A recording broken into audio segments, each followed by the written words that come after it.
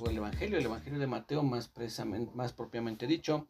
Recuerden los que estuvieron ya hace algún tiempecito aquí estudiando este Evangelio de Mateo, que el Evangelio de Mateo está dividido en 5 bloques. Cada bloque consta de una narrativa, es decir, Mateo comienza narrando algo, llegó el Señor Jesús, fue, vino, entró, salió, estaba con sus discípulos y está continuamente narrándonos algo, en este caso Mateo. Después, dentro del mismo bloque, dentro del primer bloque, viene lo que se conoce como el primer discurso del Señor Jesús. El primer discurso, en el caso de Mateo, lo encontramos en los capítulos 5, 6 y 7, que se conoce también como el Sermón del Monte o el Sermón de las Bienaventuranzas. Esos 3 capítulos registran una larga enseñanza del Señor Jesús, que también estuvimos viéndolas uno por uno de las cosas que enseñaba ahí. Y ese fue lo que sería el primer discurso. Entonces, estos 5 bloques que les digo en los que está dividido Mateo, es una narrativa que hace Mateo, después un discurso y después lo que se conoce como un puente, es decir, una frase que utiliza Mateo para indicarnos que ahí está terminando un bloque y está a punto de comenzar el bloque que sigue. Por ejemplo, en el caso del capítulo 7, si me acompañan a Mateo 7, que es donde termina el discurso o el sermón del monte, dice en el verso 28, Mateo 7, 28, y cuando terminó Jesús estas palabras, es esa expresión que se utiliza aquí, la va a utilizar en otras ocasiones para hacernos ver que está terminando una porción y va a comenzar un nuevo bloque. ¿Cuál expresión cuando dice y cuando terminó Jesús estas palabras? Nuevamente vamos a encontrar una expresión similar, por ejemplo, en Mateo capítulo 11, donde dice, cuando Jesús terminó de dar instrucciones, ahí está nuevamente, ¿no? Cuando Jesús terminó estas palabras, cuando Jesús terminó de dar instrucciones, nos está diciendo que ahí está terminando el segundo bloque y va a comenzar un nuevo bloque. Y ahorita en el capítulo 13, que es el que vamos a comenzar, al final del capítulo 13 también vamos a encontrar esta misma expresión en el verso 53, Mateo 13, 53. Aconteció que cuando terminó Jesús estas parábolas, se fue de allí. Ahí nos está indicando que va a terminar este bloque y va a comenzar un nuevo bloque. Entonces, lo que vamos a considerar o que vamos a empezar a ver en estos días siguientes, son cada una de estas parábolas. Pero quería recordarles esto, ¿no? Que estamos viendo por bloques. Esto ya sería el tercer discurso del Señor Jesús, el que vamos a comenzar a estudiar el día de hoy, que son las parábolas. Se le conoce como el discurso parabólico, es decir, porque viene con muchas parábolas con las que el Señor Jesús va a enseñar a sus discípulos y a la gente. ¿Qué significa parábola? Para también tener pues presente eso, es importante. Parábola, el significado literal es echar algo junto a otra cosa, es decir, poner dos cosas juntas. Eso es lo que significaría parábola. Para nosotros sería como comparar, hacer una comparación. La palabra parábola, hay una palabra que nos puede sonar un poco más familiar, que es paralelo, como cuando se hablan de dos líneas o dos objetos que están paralelos, es decir, están juntos, no llegan a tocarse, pero están juntos. Entonces, una parábola es una comparación. El Señor Jesús va a hablar de algo, va a poner un ejemplo de la vida diaria o algo así para traer una enseñanza. Entonces, pone junto un ejemplo y después lo que es la enseñanza.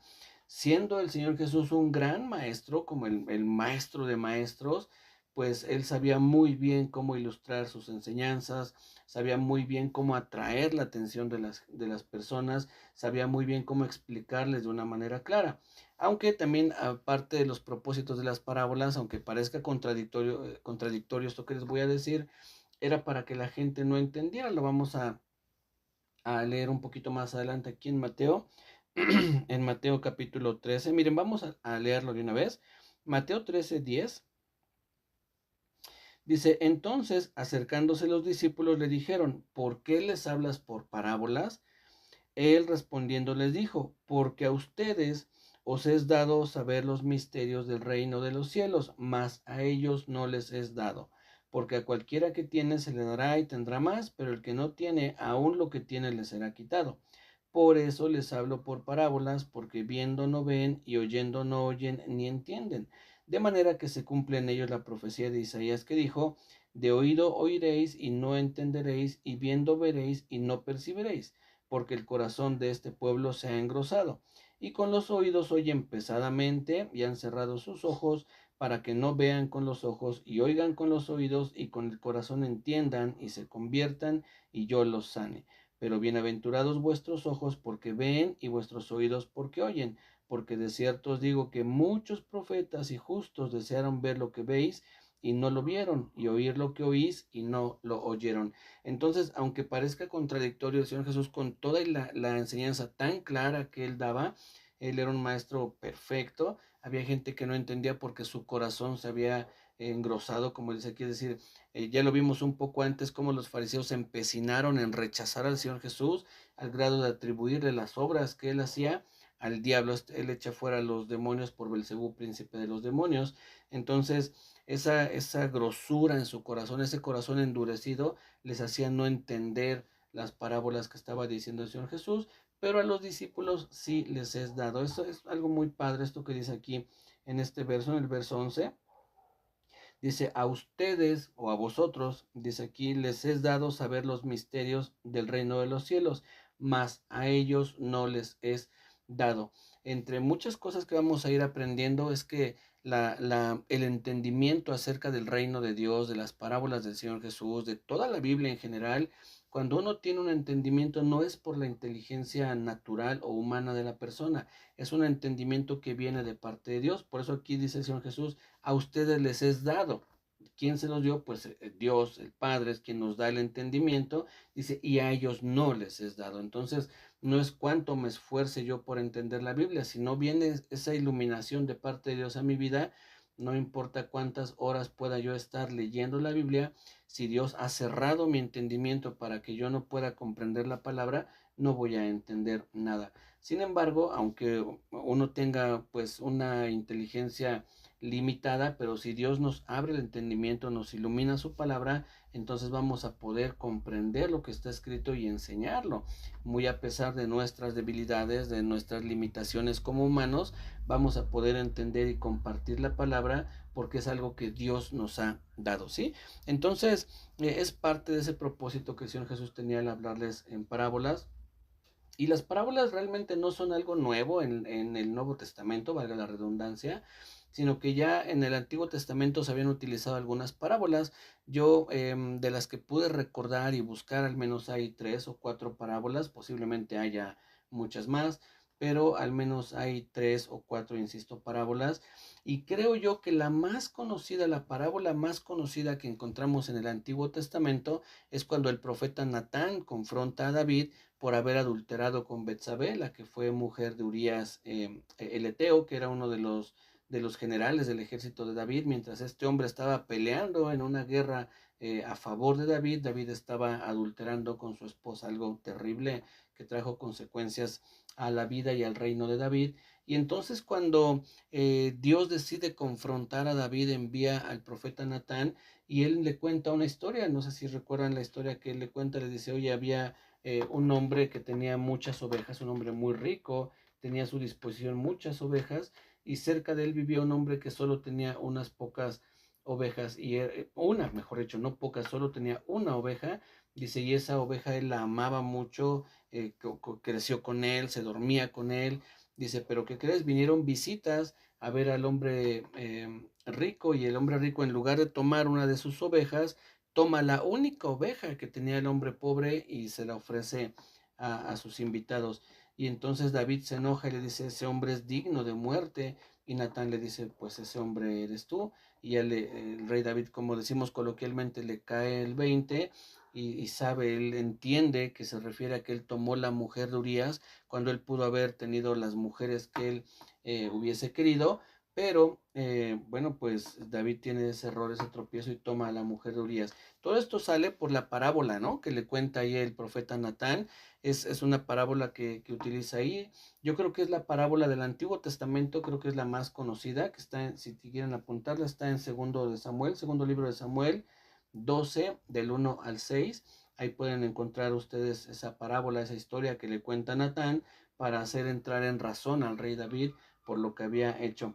Les decía que hay otras parábolas, una donde un rey de Judá tiene una guerra contra un ejército relativamente poderoso y logra vencerlo, y entonces el rey se siente pues como, no sé, animado a hacerle la guerra a otro rey que era más poderoso, y el otro rey le dice, el cardo del Líbano pasó esto, y también le cuento una parábola como diciéndole, no porque hayas derrotado a un enemigo piensas que me vas a derrotar a mí. En pocas palabras es lo que le estaba diciendo, ¿no? Pero utiliza también una parábola. ¿Y qué hace este rey? Se empecinan a ir a pelear y pues los derrotan, ¿no? Entonces, hay así algunas otras parábolas que encontramos en el Antiguo Testamento, pero les digo, yo creo que la más conocida es la del rey David. Y después el Señor Jesús, cumpliendo una profecía que estaba obviamente en el Antiguo Testamento, es que les comienza a hablar en parábolas a la gente para que los que Dios les había abierto el entendimiento pudieran recibir lo que el Señor Jesús estaba enseñando, y aquellos que se habían empecinado en rechazarlo, bueno, pues no entendían las parábolas, no las comprendían, no porque el Señor Jesús no supiera enseñar, sino por la misma dureza de su corazón. Entonces, ese es el propósito de las parábolas, traer verdades del reino, que si el Señor Jesús no nos las hubiera enseñado de una manera práctica, no nos hubiera puesto esos ejemplos, yo creo que no, y aún así no alcanzamos a entender la grandeza de ese reino, del reino de Dios, del reino de los cielos. Es algo que sobrepasa nuestro entendimiento.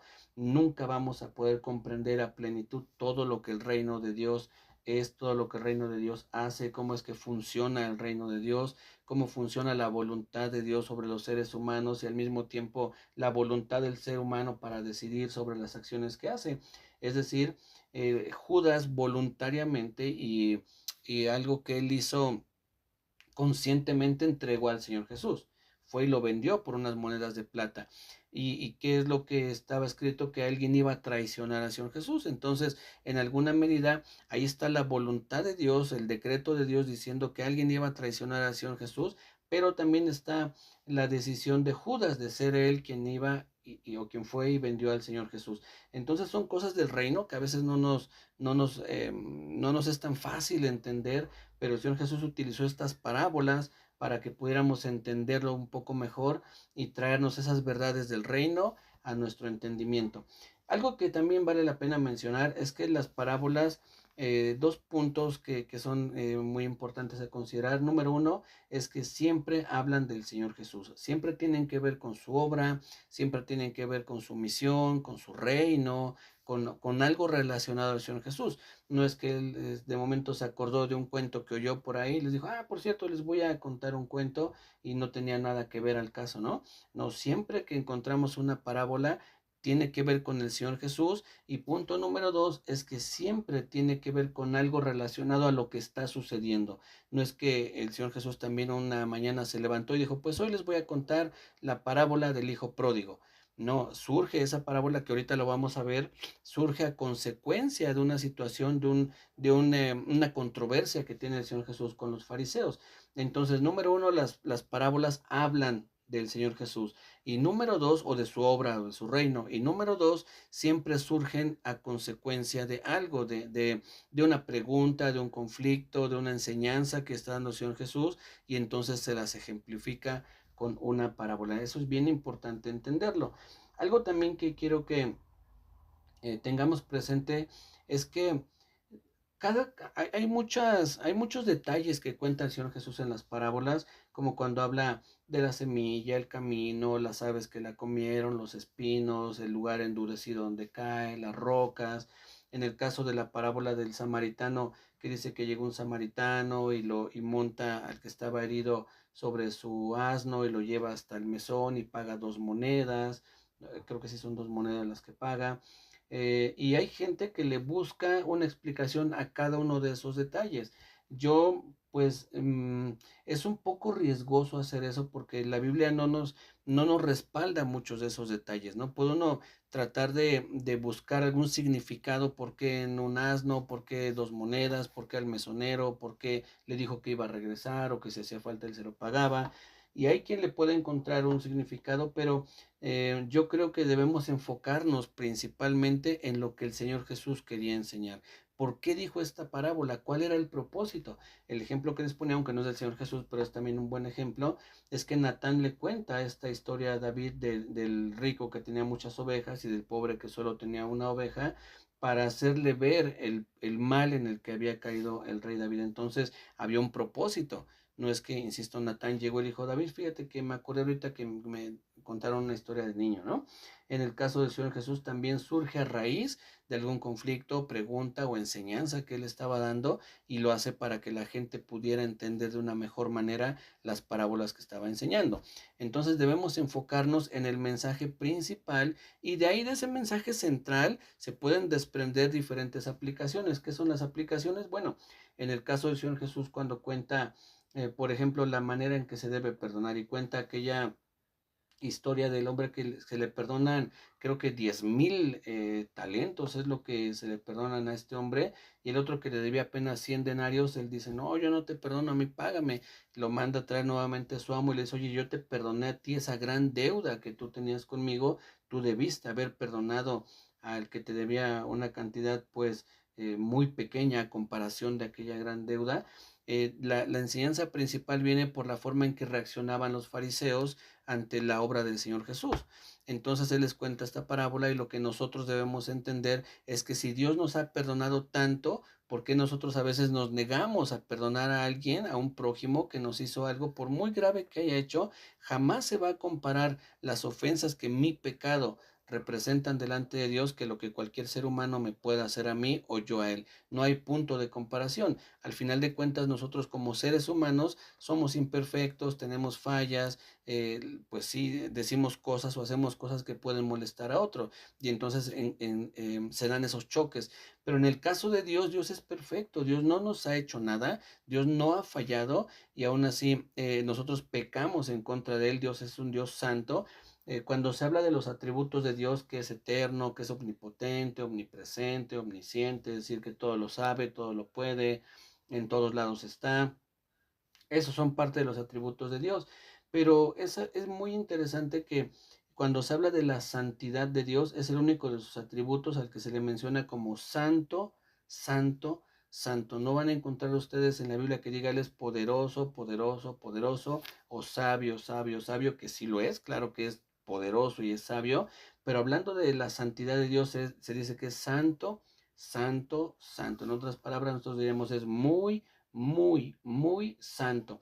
Entonces, esa santidad que Dios tiene, y nosotros pecar en contra de Él, es una ofensa terrible, es una deuda grandísima, y Él nos perdona esa deuda, y a nosotros nos cuesta perdonar una ofensa que pudo haberme hecho alguien parecido a mí. Entonces, este ejemplo que les acabo de poner, podemos de ahí, esta es la enseñanza central, y de ahí podemos desprender diferentes aplicaciones, como cuando alguien te roba algo, como cuando alguien te insulta, como cuando alguien dijo algo de ti que no era verdad. Entonces podemos buscar muchas aplicaciones, pero la verdad central es una: debemos de perdonar, porque si a nosotros se nos perdonó una deuda tan grande, pues cuánto más nosotros debemos de perdonar a aquel que nos ha ofendido bajo la circunstancia que sea.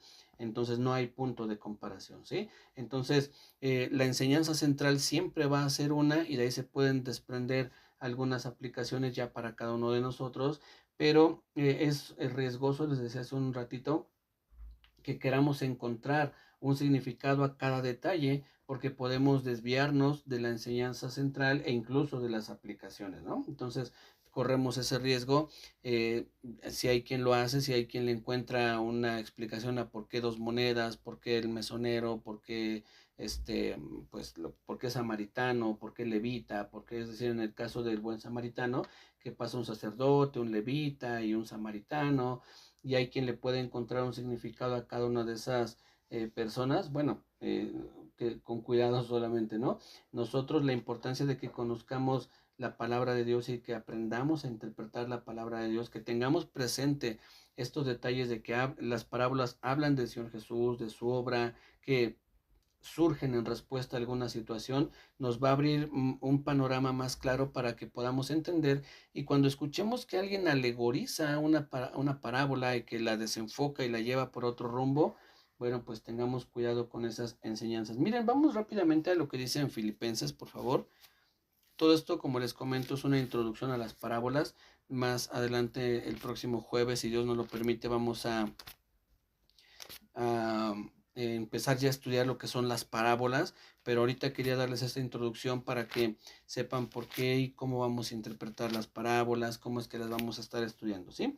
Filipenses capítulo 1, dice el apóstol Pablo en el verso 9: y esto pido en oración, que vuestro amor abunde aún más y más en ciencia y en todo conocimiento. ¿Con qué propósito? Porque el apóstol Pablo le rogaba a Dios que los hermanos en Filipos, ese amor que tenían abundar, o sea, está bien el amor, pero dice, pero que haya un amor con conocimiento y conciencia.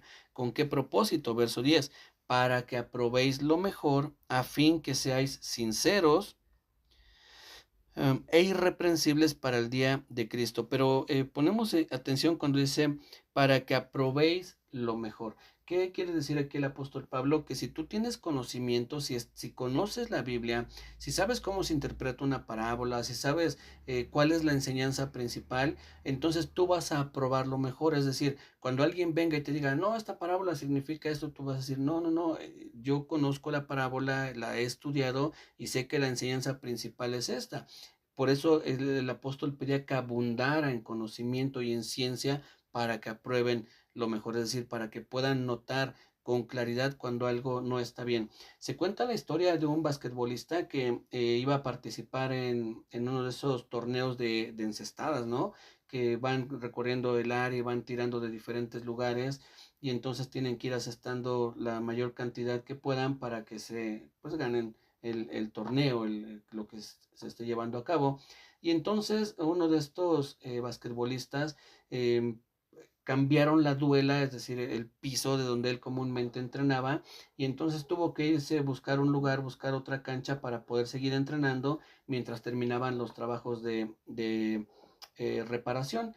Entonces, cuando llega a ese lugar, los primeros 5 o 6 tiros que él lanza los falla todos y él se sorprende un poco, era muy bueno encestando y entonces dice, algo no está bien aquí, los primeros 5 o 6 tiros los falló y entonces le dice él corrige un poco la forma en que va a lanzar el balón y entonces comienza a encestar y le dice a una de las personas que estaba ahí, ese aro está como 3 centímetros fuera de su nivel que debe tener, fuera de la altura oficial que debe tener un aro de básquetbol. Y entonces lo miden, no recuerdo ahorita la altura que debe tener, pero digamos que debía medir 1,80, 1,80 m, solo por poner una cifra, y resulta que medía 1,83, justamente estaba 3 centímetros fuera de su límite que debía tener. ¿Por qué les cuento esto? Porque así como esa persona pudo notar algo que apenas 3 centímetros, que es un poquito así, estaba fuera de su lugar ese aro, así nosotros debemos de conocer cuando algo no está bien, cuando alguien no está interpretando bien la Biblia, aunque sea por un poquito, porque ese poquito puede desviarnos mucho del camino. Entonces, las parábolas del Señor Jesús son de las más conocidas que hay, yo creo que en el mundo, incluso gente que ni conoce del Señor Jesús, pero ha oído hablar algún día la parábola de la oveja perdida, del hijo pródigo, del buen samaritano, incluso es un dicho, ¿no? Muy común entre la gente, insisto, aún los que no creen en Dios, que dicen, no, es que Él es un buen samaritano, haciendo alusión a la historia que cuenta el Señor Jesús. Entonces, es importante que conozcamos bien las parábolas, cómo interpretarlas, para que tengamos ese cuidado, ese detalle, cuando alguien nos esté queriendo enseñar algo distinto y que pues pueda desviarnos de lo que el Señor Jesús quería enseñar de primera mano y que también refleja en nosotros esas enseñanzas, algo que vamos a vivir o que podemos vivir cada uno de nosotros, ¿sí? Entonces, vamos a ver algunos ejemplos para que veamos cómo las parábolas siempre surgen a consecuencia de algo. Vamos, ¿cómo andamos de tiempo? Bien, vamos por favor a Mateo capítulo, estamos en el 13. Vamos a ver lo que dice Mateo capítulo. Vamos al 19, por favor. Al 15. Mateo 15. Vamos aquí a ver un ejemplo.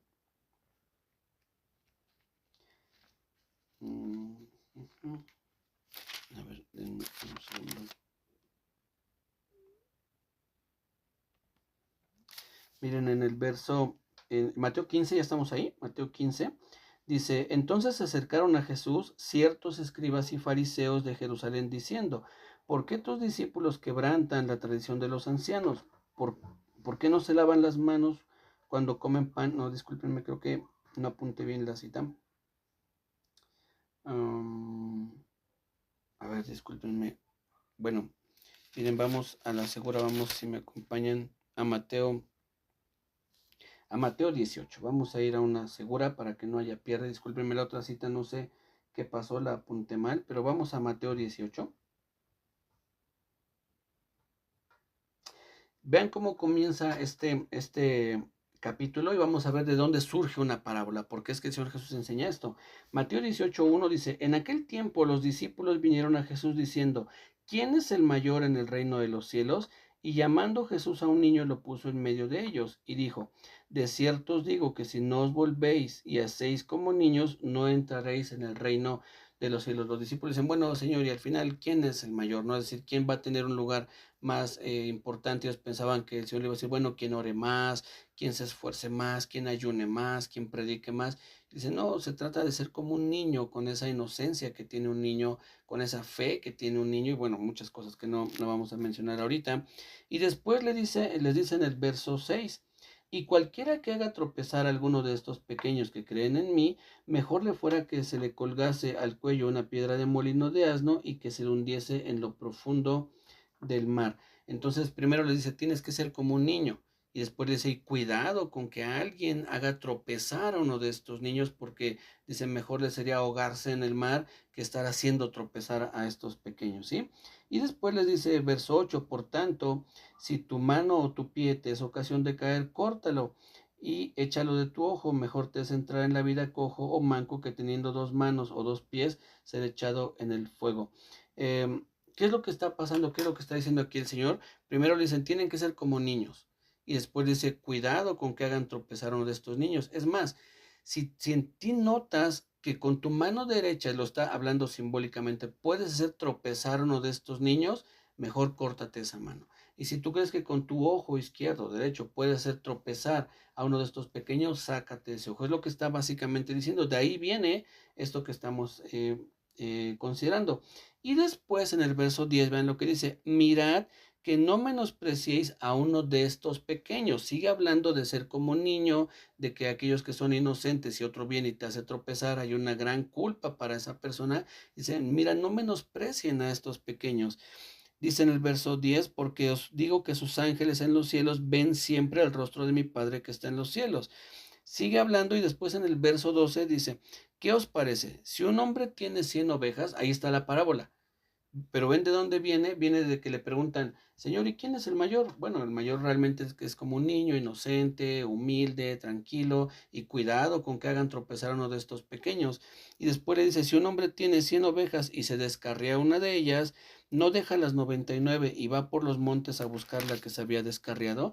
Entonces el Señor Jesús está diciendo, bueno, yo tengo cuidado aún de esas ovejas pequeñas, aquellos que tal vez para la gente no es nada, dices, bueno, pero tienes 99 más, tenías 100, pero bueno, se perdió una, pero tienes 99. Y el Señor dice, bueno, pues yo dejo las 99 que no necesitan ir a buscarlas porque están bien y voy y me enfoco en esa pequeñita oveja, en esa oveja tierna, humilde y la voy a traer de regreso al rebaño. Entonces, esta parábola que cuenta aquí surge desde que los discípulos le dicen, ¿quién es el mayor? Desde ahí viene, ¿no? Y el Señor Jesús lo que le está diciendo es, bueno, ustedes se preocupan por quién es el mayor, yo me preocupo por la oveja débil, la oveja humilde, la oveja pequeña, la oveja que es como un niño, digo, haciendo esa comparación, dice, y tanto que dejo a las 99 y voy por esa pequeña que se extravió.